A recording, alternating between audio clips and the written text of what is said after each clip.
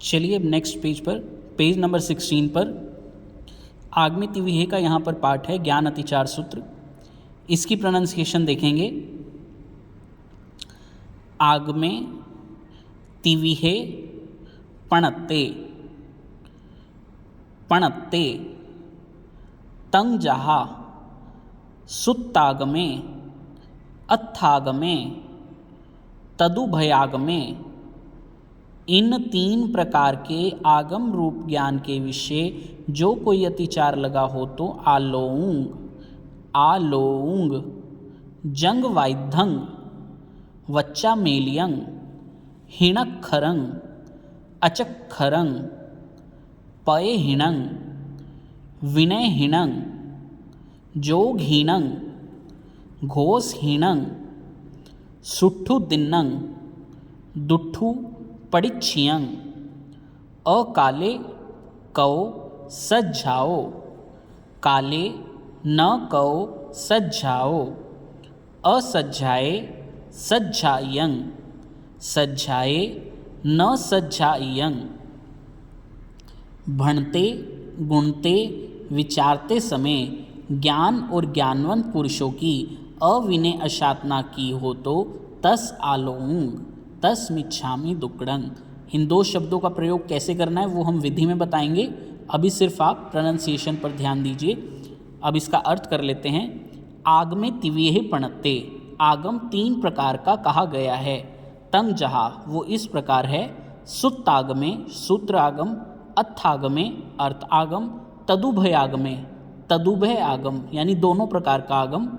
इन तीन प्रकार के आगम रूप ज्ञान के विषय जो कोई तिचार लगा हो तो आलोंग, उसकी मैं आलोचना करता हूँ। जंग वाइद्धंग, जंग यानी यदि, पाठ आगे पीछे बोला हो।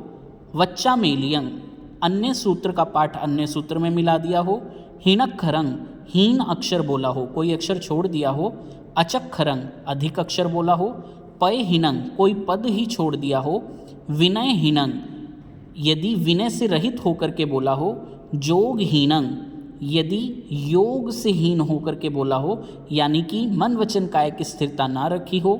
घोष हीनंग यानी घोष से हीन, उच्चारण उचित ना किया हो। अब आप गौर कर सकते हैं, हम इतने टाइम से उच्चारण पर इतना जोर डाल रहे हैं कि उच्चारण शुद्ध होना चाहिए। उसका कारण ये है कि यहाँ पर ये अतिचार बताया है। यदि हमारा उच्चारण गलत हो तो घोष हीनंग ये अतिचार हमें लगने की संभावना रहती है। और मान लीजिए आपने कहीं आधा अक्षर छोड़ दिया तो उसमें हिणक्खरंग ये अतिचार लगेगा।